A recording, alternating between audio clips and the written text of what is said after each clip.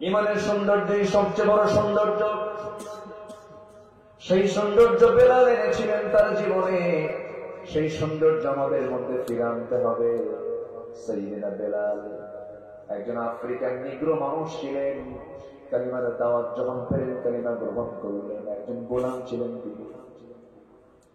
ওই মক্কার কুরাইশদের তিনি গোলাম ছিলেন। যে লোকের অধীনে তিনি গোলামি করেছেন, সেই লোকটার কানে যখন সংবাদ চলে গেছে আমার গোলাম বেলাল ইসলাম কবুল করেছে, শক্ত করে ধরে বলে ফেলতেছে, বেলাল কি যেন শুনলাম, ভালো করে বলো তো, তুমি কি ইসলাম কবুল করছো নাকি? সঙ্গে সঙ্গে বেলাল বলছেন, শুনবেন কেন, দেখে নেন, আশহাদু আল্লা ইলাহা ইল্লাল্লাহ, আমি ইসলাম কবুল করে নিয়েছি। সঙ্গে সঙ্গে উমাইয়া বলে ফেলতেছে, বেলাল তুমি কি জানো এটার ফলাফল কি হতে পারে? বেলাল বলছে, এটার ফলাফল যদি মৃত্যু হয়ে যায়, মৃত্যুকে হাসি মুখে বরণ করব, ইসলাম থেকে চুল পরিমাণ নড়ব না। জোরে বলি সুবহানাল্লাহ। দুনিয়াকে বিক্রি করে দিয়েছে ইমানের কাছে। ইমান টিকে থাকবে, কিন্তু দুনিয়া চলে যাক কোনো সমস্যা নাই। সেই বেলাল রাদিয়াল্লাহু তাআলা মুখোমুখি হয়ে গেল শত্রুদের, মেরে মেরে রক্তাক্ত করে ফেলে প্রত্যেক দিন তাকে ফেলে আসতো রাস্তায়। একদিন ধরে নিয়ে চলে গেল বাক্কার কুরাইশ। এই নিজের চোখে দেখা আমার এক বন্ধু দেখায় দিলেন, সেই জায়গাটা এখনো আছে। মক্কায় যারা যাবে ওই জায়গাটা ফাঁকা রাখা হয়েছে। বেলালকে সেই জায়গায় রুটি নরকের মতো নিয়ে মারত ওই জায়গায়।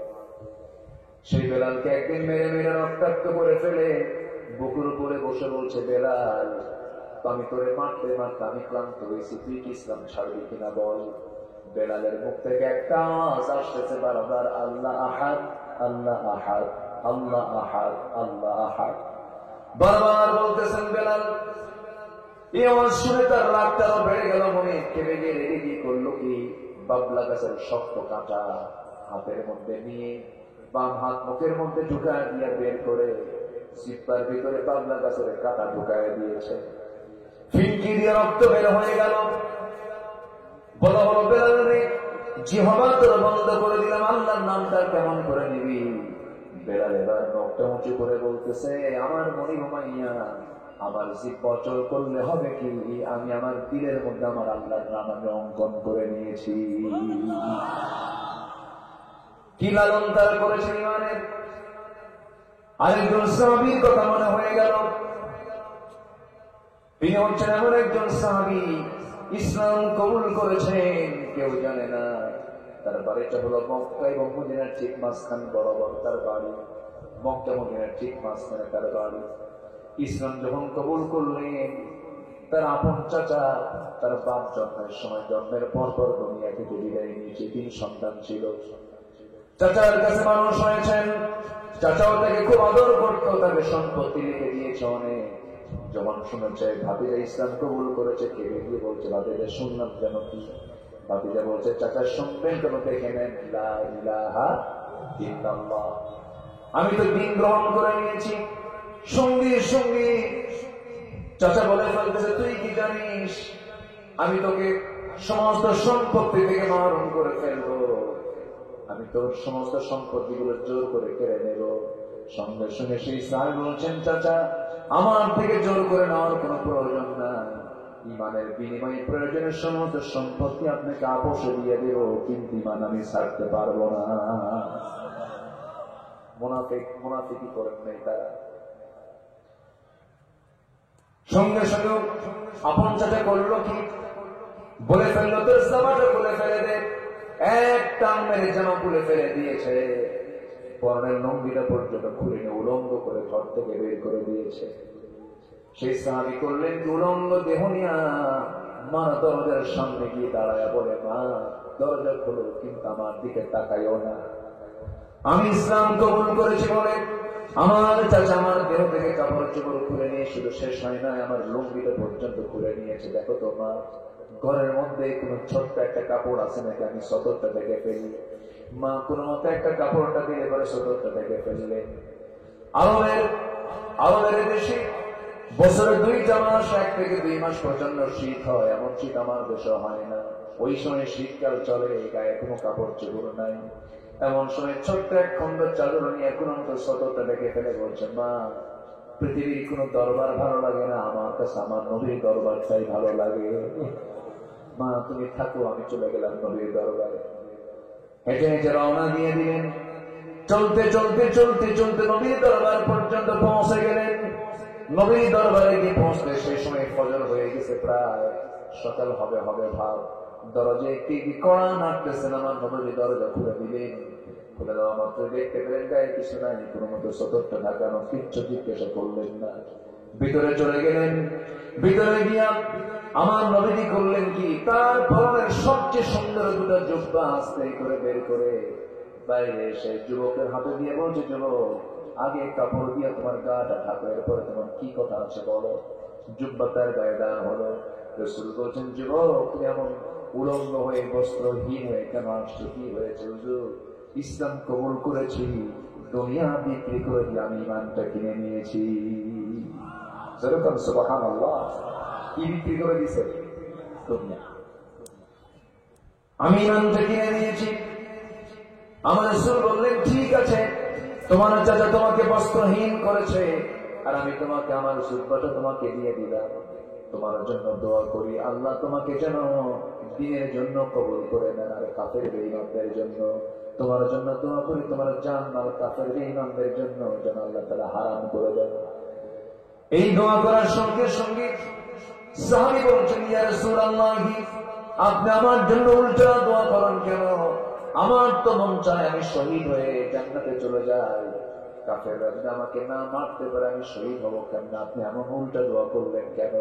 রাসূল বলছেন, ওরে আমার প্রিয় সাহাবী, চিন্তা করো কেন? আব্দুল্লাহ বাজদারি শোনো, ওয়াইমা তাআলা ফিরাশিহি, তোমার মৃত্যু যদি বিছানায় হয়ে থাকে, ঈমান যদি মজবুত থাকে, শারদের তামান্না যদি লালন হয়, আল্লাহ তোমাকে বিছানায় মৃত্যুর মধ্য দিয়ে শহীদের দরজা দিয়ে দিবে।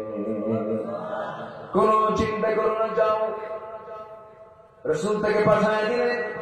সব সাহাবীর মধ্যে সবচেয়ে বড় আওয়াজ করে এই আব্দুল্লাহ বাজদারি কোরআন তেলাওয়াত করতেন। সাহাবায়ে কেরাম বিরক্ত হয়ে রাসূলকে বলতেন, হুজুর নতুন একজন সাহাবী আসছে, খুব জোরে জোরে কোরআন তেলাওয়াত করে। রাসূল বলছেন, ও আমার সাহাবীরা, আমার আব্দুল্লাহর তেলাওয়াতে বাধা দিও না, কারণ আমার আব্দুল্লাহ দুনিয়া বিক্রি করে ঈমানটা কিনে নিয়েছে। যেরকম সুবহানাল্লাহ, আর যেরকম সুবহানাল্লাহ। আমার নবীজি জিহাদের ময়দানে রওনা দিলেন। ওই যুদ্ধে এই যে মাজলুল সাহাবী আব্দুল্লাহ বাজদারি অংশগ্রহণ করলেন। যুদ্ধ শেষ হয়ে গেছে, ফেরত আসতেছেন মদিনার দিকে। হঠাৎ করে নবীর কানে সংবাদ এলো, হুজুর আপনি জানেন কিনা আপনার প্রিয় সাহাবী আব্দুল্লাহ বাজদারি খুব অসুস্থ হয়ে পড়েছে। রাসূলের চোখে পানি চলে এলো। রাসূল বলছেন, সাহাবীরা আমার আব্দুল্লাহর সেবা করো, শুশ্রূষা করো, আমার প্রিয় সাহাবী আব্দুল্লাহ যেন কোনো ত্রুটি না হয়। 3 দিন পরে নবীর তাবুতে এসে সংবাদ চলে এলো, হুজুর আমার আব্দুল্লাহ বাজদারিকে বাঁচাতে পারলাম না। আব্দুল্লাহ বাজদারি কিছুক্ষণ আগে ইন্তেকাল করেছে। আমার নবীর চোখে পানি চলে এলো। রাসূল বলছেন, সাহাবীরা আমার সে আব্দুল্লাহ বাজদারির জানাজার আয়োজন করো, গোসল করাইয়া দাও, কাফনের কাপড় পরাইয়া দাও, কবর তোমার রেডি করে ফেলো। আব্দুল্লাহ বাজদারির জানাজার দায়িত্ব আজকে আমি কাউকে দেব না, আমি রাসূল নিজে তারা জানাজা পড়াইয়া দেব। জোরে বলুন সুবহানাল্লাহ, জোরে বলুন সুবহানাল্লাহ। ঈমান আছে যার, আর খুব ভালো তার। ঈমান আছে যার, আর খুব ভালো তার। আমার বন্ধুগণ, একটু কান লাগাবেন, মনোযোগ দিয়ে কথাগুলো শুনবেন। আমার নবীজি বললেন, যাও জানাজার আয়োজন করো। জানাজা শুরু হয়ে গেছে। আমার নবীজি জানাজায় দাঁড়ায় গেলেন, কাদা কাদা করছে, জানাজা পড়াচ্ছেন। জানাজা যখন শেষ হয়ে গেল, আমার নবীজি সাহাবীদেরকে বলেন, সাহাবীরা আমার আব্দুল্লাহর কবরটা কোথায় খনন করেছে? হুজুর ওই যে 2 পাহাড়ের মাঝখানে চিপার মধ্যে আমরা তার কবরটা রেডি করেছি। আমার নবীজি বললেন, ও সাহাবীরা আমার আব্দুল্লাহকে তোমরা একা কবরে নেবে না, আমাকে কবরের পাশে নিয়ে যাও। আব্দুল্লাহর কবরে আব্দুল্লাহকে নামানোর দায়িত্ব কাউকে দেব না, আমি রাসূল নিজে তার লাশটা নিজে কবরে নামায় দেব। যেরকম সুবহানাল্লাহ। আমার নবীজি কবরের পাশে গিয়ে দাঁড়ালেন। এবার বললেন, আমার আবু বকর কোথায় আসো, আমার ওমর কোথায় আসো। আবু বকর এইদিকে আসো, ওমর এইদিকে আসো। নবীজি কবরের মাটিতে নামলেন। ডান দিকে সাইয়েদনা আবু বকর নামলেন, আমার নবীর বাম পাশে ওমরে ফারুক নামলেন। পৃথিবীর তিন সেরা মানুষ একজন ব্যক্তির কবরে নেমেছে। কবরবাসীর ভাগ্যটা কত ভালো দেখে। আমার নবীজি হাত দুটা গায়ে দিলেন, হাত দুটা গায়ে দিয়ে বলে, সাহাবীরা আমার প্রিয় আব্দুল্লাহর লাশটা আমার হাতে তুলে দাও। লাশটা যখন হাতে নিলেন, রাসূল বলেছেন, আবু বকর মাথাটা ধরো, ওমর পাটা ধরো। তিনজন মিলে কবরে শোয়া দিলেন। শোয়া দিয়া আমার নবীজি বুকের উপরে হাত রেখে বলছেন, আরশের মালিক আল্লাহ, এতটুকু সময় পর্যন্ত আমি আব্দুল্লাহর উপরে সন্তুষ্ট আছি, তুমি আল্লাহ আমার আব্দুল্লাহর উপরে আজই সন্তুষ্ট হয়ে যাও। এই কথা বলার সঙ্গে সঙ্গে পাশে দাঁড়িয়ে থাকে একজন দামি সাহাবী, সাদ বিন আবি ওয়াক্কাস নামে একজন সাহাবী, যিনি সমুদ্র অতিক্রম করেছেন বিনা নৌকায়, বিনা জাহাজে, ঘোড়া দাবড়ায়া দিয়া 1-500 দিন অপর 500 পর্যন্ত বিক্রম করেছেন, ঘোড়ার খুর পর্যন্ত বেঁচে নাই। এত বড় দামি সাহাবী সাদ বিন আবি ওয়াক্কাস তিনি পাশে দাঁড়ায়া ইতিমের মতো কেঁদে কেঁদে বলছে, আল্লাহ আজকে আমি জীবিকা সাদ বিন আবি ওয়াক্কাস নয় হয়ে যদি ওই আমার প্রিয় ভাই আব্দুল্লাহর কবরের বাসিন্দা হতাম, আমি নিজেকে বড় ধন্য মনে করতাম। জোরে বলি সুবহানাল্লাহ, আর জোরে বলি সুবহানাল্লাহ। আমার বন্ধুগণ, আমার প্রিয় ভাইরা, আমার নবীজি কবরে শোয়া দিলেন, তার জন্য দোয়া করে দিলেন। এই যে এত বড় ত্যাগ স্বীকার করেছেন, এই জন্যই তো তাদের এমন প্রাপ্তি হয়েছে। আমার বন্ধুগণ, সেই জন্য পৃথিবীতে যত সম্পদ আছে এর মধ্যে সবচেয়ে বড় সম্পদ হলো ঈমান। ঈমানকে আমরা নষ্ট করব না, ঈমানকে আমরা লালন করব। সেই ঈমানটাকে টিকে রাখার জন্য কিছু কাজ আমরা শিখে যাই। সময় খুবই অল্প, আজান হয়ে গেছে। আমি মিনিট 15-20 যদি কথা বলি কষ্ট হবে নাকি? কষ্ট হবে না তো? প্রয়োজন আমরা আসর নামাজকে একটু পরে পড়ি, না এই জন্য আমার ফতুয়া টতুয়া হবে নাকি? আমরা দয়া করে কেউ ফতুয়া দিবেন না। আমার দেশে ফতুয়া খুব বেশি হবে। একজন ফতুয়া দিল কিয়ামত পর্যন্ত হরতাল হারাম। এই যে 5ই আগস্টের বিজয়টা আসলো, এখন ওরা কি ফতুয়া দিবে বলেন? ওদের ফতুয়া তো উল্টে গেছে। বিজয়ের পর যারা দিয়েছে ফতুয়া যে কিয়ামত পর্যন্ত হরতাল হারাম, ওরাই আবার উপদেশ থেকে দাওয়াত দিয়া তাকে আমন্ত্রণ করে দাওয়াত খেয়ে। এরকম মুনাফিকের কিছু আলামত আছে না নাই? বলেন তো আছে না নাই? কথা এবং কাজের মধ্যে তাদের এলোমেলো ভাব খুঁজে পায়। সম্মানিত ভাইরা, আমরা একটা বিজয় পেয়েছি, এই বিজয়কে ধরে রাখতে হবে। আমাদের আসল বিজয় সেই দিন হবে যেদিন আমরা দেখতে পাবো এই সবুজ ভূখণ্ডে ব্রিটিশ ল কোর্ট থেকে সরে সেই জায়গায় কোরআনের ল চালু হয়ে গেছে। ঠিক কিনা বলেন? কোরআনকে আমরা শুধু কাগজের পাতায় হাফেজের মাথায় দেখতে চাই না, কোরআনকে আমরা দেখতে চাই সমাজের পাতায় পাতায়, কোর্টে, সচিবালয়ে, পার্লামেন্টে, গণভবনে, বঙ্গভবনে। ঠিক কিনা? আল্লাহ কবুল করুন, আল্লাহ কবুল করুন, আল্লাহ কবুল করুন। আল্লাহ রাব্বুল আলামিন বলেন, ইন্না খালাকনাকুম মিন যাকারিন ওয়া উনসা ওয়া জাআলনাকুম শুউবান ওয়া ক্বাবাইলা লিতাআরাফু ইন্না আকরামাকুম ইনদাল্লাহি আতকাকুম। জোরে বলুন আল্লাহু আকবার। আমি তোমাদেরকে এক পুরুষ এবং এক নারী থেকে সৃষ্টি করেছি, এরপর বিভিন্ন গোত্র গোত্র ভাষা দিয়েছি, বর্ণ দিয়েছি, যেন তোমরা একে অপরকে চিনতে পারো।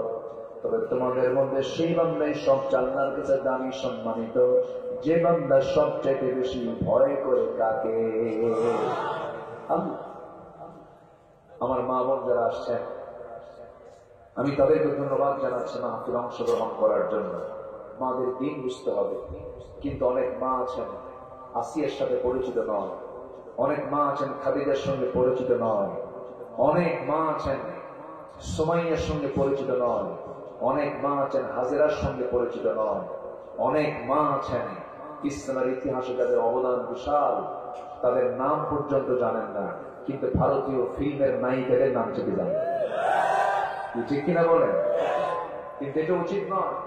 উচিত ছিল মাদের সবার আগে জানা দরকার ছিল হাওয়ার জীবনী, আসিয়ার জীবনী, হাজেরার জীবনী, রহিমার জীবনী, এই ইতিহাসগুলো জানার দরকার ছিল কিনা বলেন? ছিল। আমার মা একটু অপেক্ষা করুন, ধীরে ধীরে আপনাদের ব্যাপারে কিছু কথা আমি বলে ফেলবো। সম্মানিত ভাইরা, সম্মানিত বন্ধুগণ, আমরা সবাই চলে যাচ্ছি আল্লাহর কাছে। যাচ্ছি কিনা বলেন তো? কোন দিন যাবে? হ্যাঁ বলেন, বলেন কোন দিন যাবেন? বলেন যখন তখন। কি বলেন, কোন দিন যাবেন? কি কথাটা বুঝতে পারলাম তো? আমরা সবাই চলে যাচ্ছি আল্লাহর কাছে। কখন? যখন যখন তখন চলে যাব। কিন্তু দুনিয়ার এত স্বপ্ন কেন? বিষয়টা কিন্তু এখানে কনসেপ্ট। তাহলে আমার যাওয়ার সময় কি? বলেন বলেন যখন তখন। যখন তখন যখন আমার যাওয়ার সময়, তাহলে আমরা যে এত অ্যাম্বিশন, এত স্বপ্ন, এত ড্রিম আমাদের, এটা কেন আসতেছে? এই স্বপ্ন, এই অ্যাম্বিশন গুলো সৃষ্টি করে দেয়, ওয়াসওয়াসা দিয়ে দেয় পিছন থেকে একজন, এটাকে খুবই প্রমোট করতে চায়। তার নাম কি? বলেন ইবলিস, শয়তান। শয়তান কোথায় থাকে? বলেন শয়তান কোথায় থাকে? এয়ারপোর্টে। শয়তান কোন জায়গায় থাকে? মানুষ আছে যেখানে, বলেন মানুষ আছে যেখানে শয়তান আছে। আল্লাহ তাআলা পৃথিবীতে মানুষ পাঠানোই নাই। প্রথম মানুষ বানিয়েছেন আল্লাহ তাআলা দুনিয়াতে না জান্নাতে? এবং তার বাম পাজরের হাত দিয়া। আমার আব্বার কোন পাজর? বাম পাজর। এই জন্য পাজরের হাড় সংখ্যা পুরুষের বেশি না আমাদের বেশি? কিছু কয় না। এই হাড়ের সংখ্যা কার বেশি? না, আমাদের বাম পাজরের হাড় একটা খুলে গেছে, তো খুলে চলে গেছে মহিলাদের মধ্যে। বলেন হাড়ের সংখ্যা কার বেশি? মেয়েদের হাড় বেশি, ঠিক আছে না? হ্যাঁ, উনি বলতে পারতেছে। আমাদের একটা হাড় কমে গেছে, সে হাত চলে গেছে মাদের ভিতরে। সে হাতটা হলো পাখা। সে হাতটা কি বলেন তো? এই জন্য মেয়েরা একটু কি হয়, আস্তে কম শুনলো, একটু পাকা না? একটু পাকা, আবার খুবই সোজা। আপনি যদি একটু প্রশংসা করতে পারেন, তুমি খুব সুন্দর, তাই তো? মেয়েরা কি জোরে ঠিক করে দেখেন, মানে খুব অভিজ্ঞতা সম্পর্ক মনে হচ্ছে, কমন করছে না। মেয়েরা আল্লাহ তাআলা তাদেরকে ওইরকম করে বানিয়েছে। এই দুইজন মানুষ জান্নাতের মধ্যে থাকলেন, আমাদের এই দুনিয়াতে তো আশাই লাগতো। জান্নাতের মধ্যে ভালোই ছিল। আল্লাহ বলেন ফাকুলা মিনহুমা রাগাদান হাইতু শি'তুমা ওয়ালা তাকরাবা হাদিহি আশ-শাজারা। খাও, থাকো, সমস্যা নাই, কিন্তু এই নিষিদ্ধ গাছের দিকে ওইদিকে যায় না। শয়তান করছে কি, সরে চলে গেছে জান্নাতে। তো শয়তান যদি জান্নাতে যায়, মনে হয় খানসামা চিনে না। আসতে কয় খানসামা চিনে কিনা? কিছু চোখে কম দেখে, চোখে কম দেখে সব দেখে। দুজনকে ওয়াসওয়াসা দিয়া ফাযাল্লাহুমা আশ-শাইতান, দুজনকে পদস্খলন ঘটায় দিয়া সেই জায়গা থেকে দুনিয়াতে পাঠায় দেওয়া হলো। কুল্লাহাবিতু মিনহা জামিআ।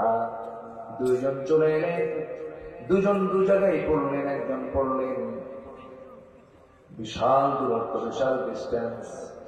কোথায়? জেদ্দা। ইতিহাসে এসেছে বেশ কিছুদিন দেখা হলো না, দুজন দু প্রান্তে পড়ে গেলেন। হাওয়া আলাইহিস সালাম, আদম আলাইহিস সালাম চোখের পানি ফেলে ফেলে কেঁদে কেঁদে আল্লাহকে বলছেন যে দোয়াটা আদমের দোয়া যেটা আমরা পড়ি, কোরআনে আল্লাহ পাক কোট করেছেন, সবাই এই দোয়াটা পড়ুন। এই দোয়া আমার বাপের দোয়া। কার দোয়া? বলেন কার? আমাদের বাপকে। দুজন না একজন? তাহলে আমরা কি সব কি পৃথক পরিবার না এক পরিবার? মারামারি এটাই তো বুঝি না। সব তো আমরা এক পরিবার, কিন্তু মারামারি কেন? আল্লাহ রাব্বুল আলামিন সে আদমের দোয়া শিখিয়ে দিয়েছেন আমাকে আপনাকে। যারা পারেন ঠোঁট মিলিয়ে জোরে জোরে বলুন, রব্বানা যালামনা আনফুসানা ওয়া ইন লাম তাগফির লানা ওয়া তারহামনা লানাকুনান্না মিনাল খাসিরিন। জোরে বলুন আল্লাহু আকবার। সেই দোয়া করতে করতে আরাফার ময়দানে আমার আব্বা আম্মা পিঠ হয়ে গেলেন। পৃথিবীর প্রথম সংসার শুরু হয়ে গেল। ওই যে শুরু হলো, আল্লাহর পক্ষ থেকে আইন চলে এলো, বিধান চলে এলো। আদম আলাইহিস সালামকে যে কিতাব দেওয়া হয়েছে, আমার নবীকে যদিও নাম ভিন্ন দেওয়া হয়েছে, কিন্তু প্রত্যেকটা কিতাবের মূল বিষয়বস্তু দুই রকম না, একরকম। সকল নবীর দাওয়াত একটাই, সেটা হলো সবাই বলুন লা ইলাহা ইল্লাল্লাহু আদামু সাফিয়ুল্লাহ, লা ইলাহা ইল্লাল্লাহু ইব্রাহিমু খলিলুল্লাহ, লা ইলাহা ইল্লাল্লাহু মুসা কালিমুল্লাহ, লা ইলাহা ইল্লাল্লাহু ঈসা রূহুল্লাহ, লা ইলাহা ইল্লাল্লাহু ইসমাঈল যাবিহুল্লাহ, লা ইলাহা ইল্লাল্লাহু মুহাম্মাদুর রাসূলুল্লাহ সাল্লাল্লাহু আলাইহি ওয়াসাল্লাম। সমস্ত নবীর কালেমা এক না দুই? আল্লাহ রাব্বুল আলামিন কালেমা নিয়ে কথা বলছেন। আলাম তারা কাইফা দারাবাল্লাহু মাসালান কালিমাতান তাইয়িবাতান কাশাজারাতিন তাইয়িবাহ আসলুহা সাবিতুন ওয়া ফারউহা ফিস সামা। জোরে বলুন আল্লাহু আকবার। কালেমা কি দুর্বল না মজবুত? কালেমা দুর্বল না মজবুত? এই কালেমার হুঙ্কারে রোম পারস্য তছনছ হয়ে গেছে। এই কালেমার হুঙ্কারে ফেরাউন তছনছ হয়ে গেছে। এই কালেমার হুঙ্কারে নমরুদরা তছনছ হয়ে গেছে। এই কালেমার হুঙ্কারে আবু জাহেলের গোষ্ঠী সব ধ্বংস হয়ে গেছে। এই কালেমার হুঙ্কারে বর্তমান দুনিয়ার যারা জালেম শক্তি তারাও তছনছ হয়ে যাবে। ঠিক কিনা বলেন? আমাদের বিজয় এখনো আসে নাই, এখনো বিজয় কিছুই আসে নাই, কেবল আমরা শুরু করেছি। সাহায্য দরকার কার? সাহায্য দরকার কার? চাঁদাবাজি আছে না নাই? বলেন বলেন। সুদের কারবার আছে না নাই? জেনার কারবার আছে না নাই? মদের দোকান দিনাজপুরে আছে না নাই? কি হয়েছে? কিছুই হয়নি, এখন কিচ্ছু হয়নি। আমরা 53 বছর দেশ চালাতে দেখলাম আমাদের দেশের নেতাদের। কত বছর? 53 বছর দেশ চালাইছে কেন আপনারা জানেন না? কেউ চালাইছে 25 বছর, কেউ চালাইছে 16 বছর। বুঝতেছেন তো নাকি? কেউ চালাইছে 25 বছর, কেউ চালাইছে 16 বছর, কেউ চালাইছে 9 বছর। মাঝখান দিয়ে মঈনুদ্দিন ফখরুদ্দিনের কয়েক বছর। এই তো সবাই মুসলিম পরিবারের মুসলিম পরিচয় দানকারী ছিল, কিন্তু কেউ ইসলাম দিয়ে দেশ চালায় না। অতএব 53 বছর আমরা যা দেখেছি সব দেখা শেষ। আগামী দেশ আমরা দেখতে চাই কোরআনের দেশ। রাজি আছেন কারা কারা? হাত উঁচু করে দেখা।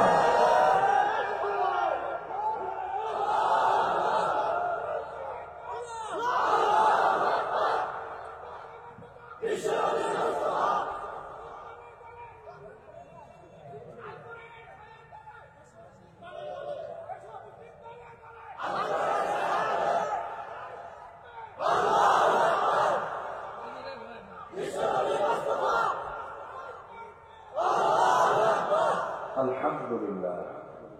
যিনি স্লোগান দিয়েছেন তিনি কিন্তু মুরব্বী মানুষ, বয়স্ক মানুষ। এখানে অনেক ইয়াং ছিল, যুবক ছিল, তাদের একটু লজ্জা পেতে হলো। যৌবন অনেক বুড়ার মধ্যেও থাকে, আবার অনেক যুবক বুড়ার মধ্যে আছে না নাই? সাইকেলের চাকা পাঁচ ফুটে সিপিও আছে না নাই? যার যৌবন থাকে তার সারা জীবনে যৌবন থাকে। আলহামদুলিল্লাহ, আলহামদুলিল্লাহ বলে। তাহলে আমরা সব দেখেছি, আমরা এখন কি দেখতে চাই? আসতে বলবেন না, কি দেখতে চাই? কোরআন দেখতে চাইলে কি সহজেই দেখা যাবে? অনেক চড়াই উত্তরাই আছে না নাই? একটা সংঘবদ্ধ শক্তির দরকার আছে না নাই? আন্দোলন আছে না নাই? সংগ্রাম আছে না নাই? ত্যাগ কোরবানি আছে না নাই? হামলা মামলা আছে না নাই? জেল জুলুম আছে না নাই?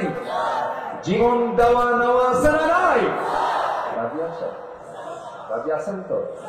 যত রক্ত লাগে দেব, প্রয়োজনে লোক পাঠাবো, আমি যাবো না। এরকম কিছু হবে নাকি? আমার দেশে মুনাফিক কিন্তু কম নাই, বহু মুনাফিক। চেহারা দেখে মনে হয় জিব্রাইল মনে আসমান থেকে নামবে, কিন্তু ওর ভিতরটা পচা। মাকাল ফলটা হিঙ্গল গরম, দেখতে বড়ই চমৎকার, অন্তরে তার পিরুষ পড়া, বুদ্ধ সহে সাধ্যকা। মাকাল ফলটা দেখতে পড়তে খুব সুন্দর লাগে, কিন্তু ভিতরটা কি? পচা। কিছু মানুষ আছে সুরতটা খুব সুন্দর মনে হয়, কিন্তু ভিতরটা নোংরা দিয়ে হয়, আছে না নাই? কিন্তু বেলাল বাইরে অসুন্দর ছিলেন, কিন্তু বেলালের ভিতরটা কি ছিল? আহারে কি সুন্দর ছিল বেলাল। তার গায়ে, আফ্রিকান মানুষ তো, যারা গোটা পৃথিবী ঘোরেন, আফ্রিকার মানুষের গায়ে একটা গন্ধ থাকে। আমি এক হজের সফরে আমার পাশের সিটে আফ্রিকান লোক বসা, সে বডিটা, মানুষ কালো তো, আল্লাহ একজনকে কালো বানাইছে কিন্তু বডি দিয়েছে। ওরা যদি এক হাত দিয়ে ধরে, মানে ওদের একটা নখের যে মানে এরিয়া, আমাদের এই কবজি এত মোটা, তো ওদের যে হাত, ওই হাত দিয়ে শুধু আমাদের মানে যে কোনো একটা জায়গা ধরে ভেঙ্গে চুরমার হয়ে যাবে, বিশাল বডি। আমি হলাম লম্বাই প্রায় 6 ফিট, সেই লোকটাকে আমি দেখতে নিয়ে দেখি এরকম করে দেখা যায়, প্রায় 8 ফিট লম্বা মানুষ, 130 কেজি ওজন, ছোট মতো হাতি। তো দেখি তার গায়ে এরকম একটা কেমন একটা গন্ধ, কিন্তু আল্লাহ তাআলা লেভেল করেছেন। আল্লাহ তাআলা তাদেরকে বাহ্যিক সৌন্দর্য দেন না, কিন্তু গায়ের শক্তি দিয়েছেন। যেরকম সুবহানাল্লাহ, কি দিয়েছেন? জিসমে শক্তি দিয়েছেন। তারই কাতারের একজন মানুষ ছিলেন বেলাল।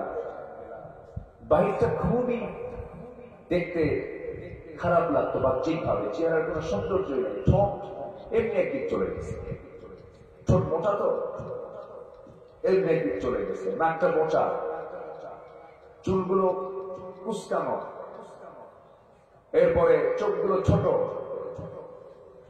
এমন একটা চেহারার মানুষ বেলাল। আল্লাহ তাআলা তার ভিতরটা কত সুন্দর করে দিয়েছেন, কালিমা দিয়ে, নূর দিয়ে ভরপুর করে দিয়েছেন। ভাই সুন্দর যদি কি করবেন আপনি, সম্মানিত ভাইয়েরা। কিন্তু আমাদের সবচেয়ে বড় বিষয় হলো, আমরা তো ইমানটাকে টিকে রাখতে পারি না। মাত্র 10 টাকার কাছে ইমান বেঁচে ফেলি, আসে না নাই? বলেন তো আসে না নাই? 10 টাকার কাছে কি করে ফেলি? ইমান বিকে। এমন একটা সময় আসবে, সকালবেলা ইমানদারি ইমান থাকবে, বিকেল বেলা কাফের হয়ে যাবে। সেই দিন যেন আমরা এখন ফিল করছি, লক্ষ্য করছি। সম্মানিত ভাইরা, সেই ক্রান্তি লগ্নে আমরা, সেই সময় আমাদের সবচেয়ে বড় চ্যালেঞ্জ হলো আমাদের ইমানটাকে টিকে রাখতে হবে। এই উঠতেছে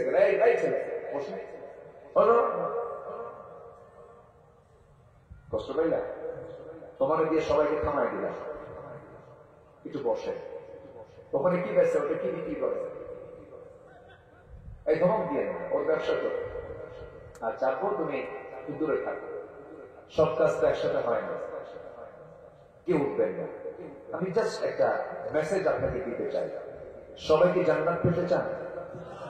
আসতে পারেন, সবাই কি জান্নাত পেতে চান? তো কারা কারা একটা হাত তুলে দেখান তো, কেউ কি বাদ আছে বলেন তো? হাত। যদি এখন বলি জোহর নামাজ পড়ছেন কারা কারা, সবার হাত তুলবে। আমি তো হাত তুলতে বলিনি, আপনি আরেকজনকে লজ্জায় দেবেন কেন? পড়ছেন পড়ছেন আবার মাঝখানে দেখাচ্ছেন নাকি? আমি হাত তুলতে বলবো না। জান্নাত কিন্তু আমরা সবাই পেতে চাই, সবাই হাত তুলেছে। কিন্তু আমি যদি বলি যারা জোহরের নামাজ পড়েছেন কারা কারা, সবার হাত কি উঠবে? আমার দেশের মাহফিলের শ্রোতা বেশি নামাজি না বেনামাজি? আসতে পারে নামাজি না বেনামাজি? বেনামাজি। যদি আল্লাহি যদি আজকে যদি সবাই যদি নামাজি শ্রোতা হতো, সবাই অধিকাংশ যদি নামাজি শ্রোতা হতো, আমি এক্ষুনি আলোচনা ব্রেক করে নামাজে দাঁড়িয়ে যেতাম, আবার আলোচনা শুরু করতাম। কিন্তু সেই পরিবেশ আমি পাবো না। কেন? নামাজ শুরু হওয়ার সঙ্গে সঙ্গে কিছু মারবে দৌড়, এই মাহফিলের পরিবেশ আর ফিরে পাওয়া যাবে। কথা কি বোঝা গেল? কথা কি বোঝা গেল? মানে হুজুর ওয়াজ শুনবো আমি, সমস্যা নেই, কেঁদে জারজার হয়ে যাবো, নামাজের বয়ানটা বাদ দিয়ে। আছে না নাই? নামাজটা কি জান্নাত পাওয়া যাবে? এক সাহাবী এসে বললেন, শর্ট হাদিস বলছে, এক সাহাবী এসে বললেন, ইয়া রাসূলুল্লাহ, আমাকে বেশি আমল দিবেন না, আমি কয়েকটা আমল করি জান্নাত পেতে চাই। রাসূল বলেন, তুমি কও, তুমি কি আমল করতে চাও? সেই সাহাবী বললেন, ইদা সাল্লাইতুল মাকতুবাত ওয়া সুমতু রমাদান ওয়া আহলালতুল হালাল ওয়া হারামতুল হারাম ওয়া লাম আযিদ আলা যালিকা শাইআন আদখুলুল জান্নাতা ইয়া রাসূলুল্লাহ? ক্বালা নাআম। এক সাহাবী বলেছেন, হুজুর আমি যদি চারটা কাজ করি, কি কি বলো? নাম্বার 1 হলো 5 ওয়াক্ত নামাজ যদি সময় মতো পড়ি, রমজান মাসে রোজা যদি ঠিক মতো আদায় করি, হালালকে হালাল জেনে হালাল ভিত্তিক জীবন যাপন করি, হারামকে হারাম জেনে হারামকে বর্জন করে চলি, আমি কি জান্নাত পাবো নাকি? রাসূল মুসনা সেরে বললেন, সাহাবী তুমি নিশ্চয়ই জান্নাতি। জোরে বলি সুবহানাল্লাহ। আজকে নামাজের কথা কেউ বলে না। 53 বছরে সংবিধানের সংশোধন হয়েছে 17 বার। কতবার বলেন? 17 বার সংবিধানের সংশোধনী এসেছে। কোন সংবিধানের, কোন পার্লামেন্টের, কোন জায়গায় কোনদিন একজন মুসলমান বিল টানল না নামাজের বিল। নামাজের বিল তো সংসদে প্রস্তাব আকারে আসলো না, অথচ সবাই কিন্তু মুসলমান।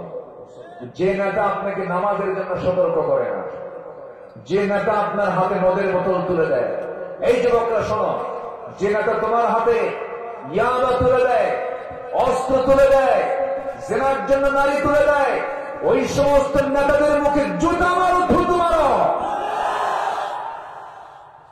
আমরা নতুন বাংলাদেশ করতে চাই।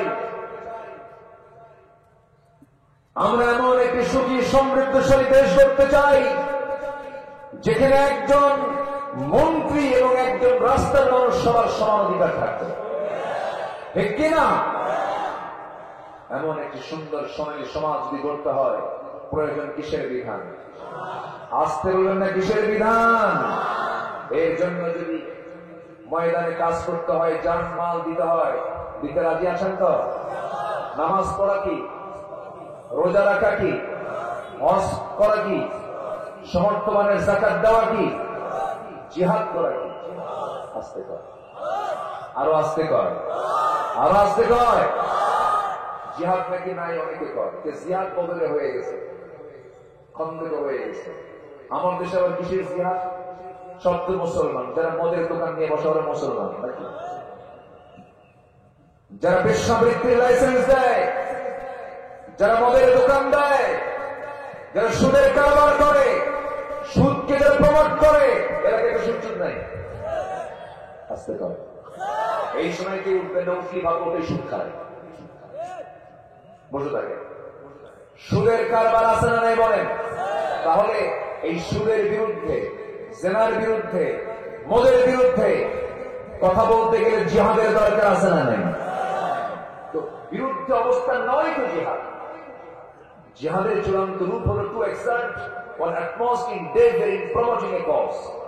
জিহাদের চূড়ান্ত রূপ হল মুখোমুখি হওয়া। কিন্তু জিহাদের প্রাথমিক কাজ হচ্ছে অন্যের বিরুদ্ধে কথা বলা, এটাও জিহাদ। আপনি এখানে এসেছেন কষ্ট করে, এটাও জিহাদ। আমি আসছি সেই জায়গা থেকে, একটা চেষ্টা, পূজা হাজার চেষ্টা, এটাও একটা চেষ্টা, এটাও একটা জিহাদ। এরপরে আপনাকে শয়তান ওয়াসওয়াসা দিচ্ছে, কিন্তু আপনি শয়তানের দিকে যাচ্ছেন না, ওর কোন কথায় পাত্তা দিচ্ছেন, এটাও কি বলে? আল মুজাহিদু মান জাহাদা নাফসা। আরেকটা হাদিস আসছে, আল মুজাহিদু মা নাহাল্লাহু আনহু, আল্লাহ তাআলা যা নিষেধ করেছেন সেই নিষেধ কাজগুলোকে, নিজের নিষেধ কাজগুলো থেকে নিজেকে বাঁচিয়ে রাখাটাও একটা জিহাদের অংশ। বলি আল্লাহু আকবার। সম্মানিত ভাই, তাহলে সেই জিহাদের তামান্না প্রত্যেক হৃদয়ে লালন করার দরকার আছে না নাই? আসতে বলবেন না, আছে না নাই? জালিম টিকতে পারে না, তার বাস্তব দৃশ্য আল্লাহ তাআলা বাংলাদেশের মুসলমানকে দেখিয়ে দিয়েছেন। ফেরাউন বেঁচেছিল 1600 বছর, বিগত সরকার বেঁচেছিল হলো 16 বছর। সংখ্যা যা মিলল কেমনে বুঝলাম? 1600 বছর আর এরা কত বছর? 16 বছর। ওটা ছিল হলো পুরুষ ফেরাউন, আর বিগত সময় আমরা দেখেছি হলো মহিলা ফেরাউন। আয়না ঘর বানিয়েছিল তারা, একটা মানুষকে হত্যা করে তার অস্তিত্ব বিলীন করে দিয়ে জানাজা পর্যন্ত করতে দেয়নি। বিগত 16 বছর জেলখানায় থেকে সাধারণ মানুষ বেশি না, আরে বলা বেশি। আর কি বলবো আপনাদের? সম্মানিত ভাইরা, সম্মানিত বন্ধুগণ, একটা সংকট আমরা দূর করতে পেরেছি। আমরা যদি হেরে যাই, সব হেরে যাবে। যতক্ষণ পর্যন্ত মঞ্জিলে মকসুদে না পৌঁছতে পারবো, আমাদের কাজ করার দরকার আছে না নাই? আসতে বলবেন না, আছে না নাই? আল্লাহ কবুল করুন, জোরে বলি আমিন। অনেক মা বোন মাহফিল এসেছেন, মেহেরবানি করে আমি সবার কাছে আহ্বান জানাবো। আমি তো সময় পেলাম না, একটু আড়াইটা উঠতে পারলে ভালো হতো। আজান হয়ে গেছে, নামাজের একটা পেরেশানি আমার মধ্যে কাজ করছে। বহু কথা যুবকরা আজকের মাহফিলটা ডাক দিয়েছে, বলি আলহামদুলিল্লাহ। যুবকরা অনেক নাটক করে না, সিনেমা করে না। আমি যুবকদেরকে বলবো, যারা আসছো, তোমার গ্রামটাকে সাজাও। তোমার গ্রামের কোন মহিলা কোন বাড়ি থেকে অর্ধলগ্ন হয়ে বের হয় তার তালিকা করো। সেই বাড়ি থেকে তার মুরব্বীকে বলো, আপনার মেয়ের উলঙ্গ পোশাক আমার চোখের গুণা হচ্ছে, বোরকা লাগানো দেন। ঠিক কিনা? গ্রামের মসজিদে বসে নামাজের তালিকা করো। নামাজীদেরকে এক জায়গায় করে বলো, গ্রামে কারা কারা নামাজ পড়ে না সেই ভাইদেরকে দাওয়াত করো। সকালে বলো, দুপুরে বলো, সন্ধ্যায় বলো। তোমার গ্রামকে তোমার দায়িত্ব নিতে হবে। আলহামদুলিল্লাহ, যুব সংঘকে দায়িত্ব নিতে হবে। মধ্য শুশুনি যায় মসজিদে, এই গ্রামের কোন বেনামাজি লোক থাকতে পারবে না, সব নামাজি হতে হবে। ঠিক কিনা? এমন উদ্যোগ কি নেওয়া যায়? এমন উদ্যোগ নেওয়া যায় কিনা? প্রত্যেক গ্রামের মাতব্বর আছে না নাই? এই মাতব্বরটা নামাজ পড়ে কিনা এটা যুবকরা তুমি আগে খোঁজ নিবা। আমি কিন্তু আমাকে কেউ বলে দেয়নি, কিন্তু আবার উল্টা বুঝবেন না, এটা আমার কমন ওয়াজ। মাতব্বর যদি নামাজ না পড়ে, যুব সমাজ তোমরা যেমন 45 মিনিট টাইম দিয়েছ গণভবনে, ভাত খাওয়ার সুযোগ পায় নাই, সেই যুবক কিন্তু তোমরা, তোমাদের জন্য অপেক্ষায় আছে দেশবাসী। মাতব্বরকে বলে দিবা, আপনি মাতব্বর থাকবেন, নামাজ ধরেন। নামাজ নাই, মাতব্বরিও নাই। আসতে পান কেন? মসজিদ কমিটির সভাপতি হয়েছেন, থাকেন। সুদের কারবার ছাড়েন, জেনার কারবার ছাড়েন। যদি না ছাড়েন, কমিটি থেকে ধাক্কা দিয়ে বের করে দাও। রাগ করতেছেন? রাগ করতেছেন? এটাই হচ্ছে তা'মুরুনা বিল মা'রুফ ওয়া তানহাউনা আনিল মুনকার। সৎ কাজের আদেশ দাও, অসৎ কাজের বাধা দাও। অসৎ কাজের কি দাও? বাধা দাও। রাগ করলেন নাকি আপনারা? শক্ত করে কথা বলে ফেললাম। আমার মায়েরা, আপনার চেহারার সৌন্দর্য অন্য কোন পরনারীকে দেখাবেন, পরপুরুষকে দেখাবেন না।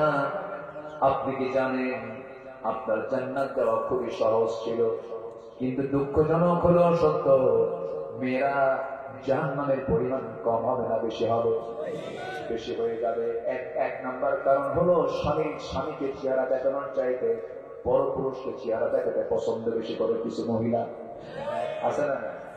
স্বামীর সামনে সেরাসারি, স্বামীর সামনে কোন আতর সুরমা লাগায় না, সাজগোজ করে না, কিন্তু মার্কেটে যখন যেতে নাই আধা ঘন্টা ধরে সাজে। কারে দেখাবে? দেখাবে কারে? মতলব ভালো, মতলব ভালো। এমন মহিলা মনে হয় দিনাজপুরে নাই। হাই হাই কি কথা, দিনাজপুরেও আছে, মার্কেটে যায়। আমার মা, জান্নাত আপনার জন্য খুবই সহজ। আবার পুরুষ ভাইদেরকে বলি, প্রত্যেক স্বামী তার স্ত্রীকে 4টা কারণে মারতে পারবে। কয়টা কারণে বলেন? 4টা কারণে মারতে পারবে, শাসন করতে পারবে। শুনবেন? মারার জন্য দেখছেন, মারার জন্য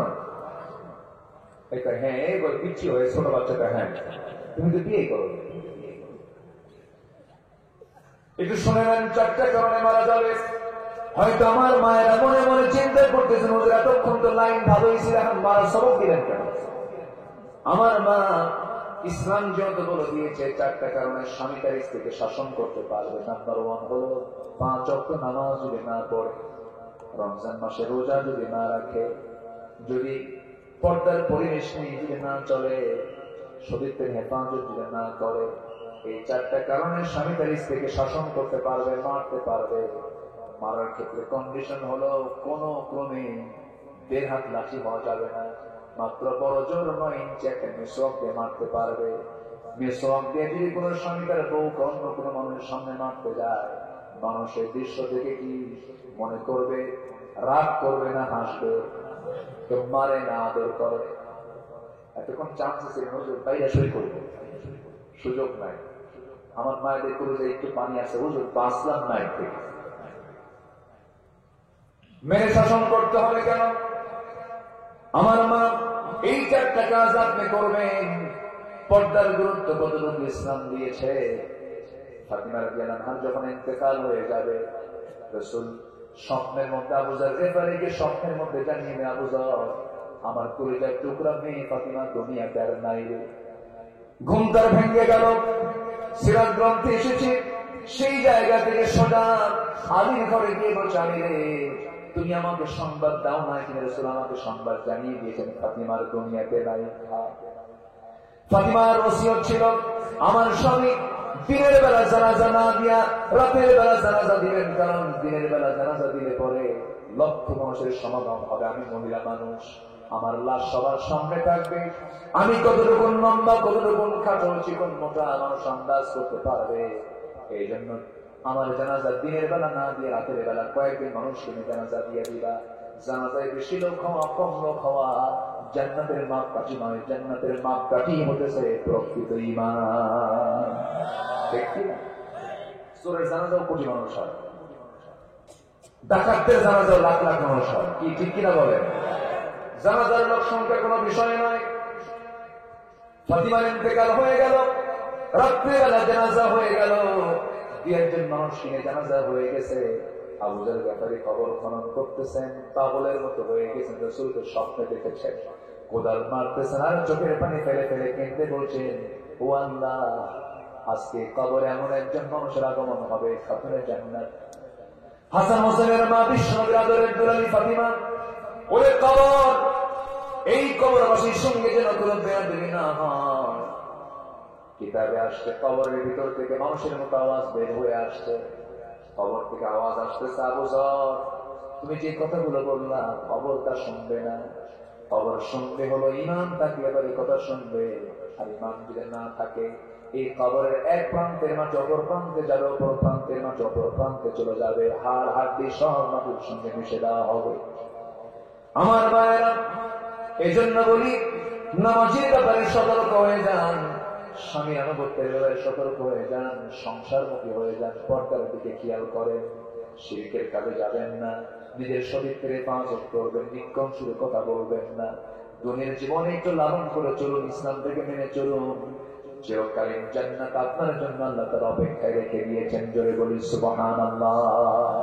আল্লাহ আমাদেরকে আমল করার তৌফিক দান করুন। যুব সমাজ যারা আছো, এখানে বলছে যুব সমাজের অবক্ষয় নিয়ে একটু কথা বলবেন। কি বলি? যুব সমাজ, বিশেষ করে মোবাইল, এটা খুব সতর্ক থাকতে হবে। নাম্বার 2, নোংরা কোনো প্রেম চলবে। এগুলো আছে না নাই বলেন তো? গার্লস স্কুলের সামনে দিয়া বসে থাকে এই দিনের মতো, মানে বাপও নাই মাও নাই। এগুলো লস প্রজেক্ট। বই মানে ওই প্রেমিকের জন্য তুমি যে ফুসকে ফুসকে খাওয়াই দিবে, সব টাকা লস। এগুলোর দিকে যাইও না, নোংরামি করো না।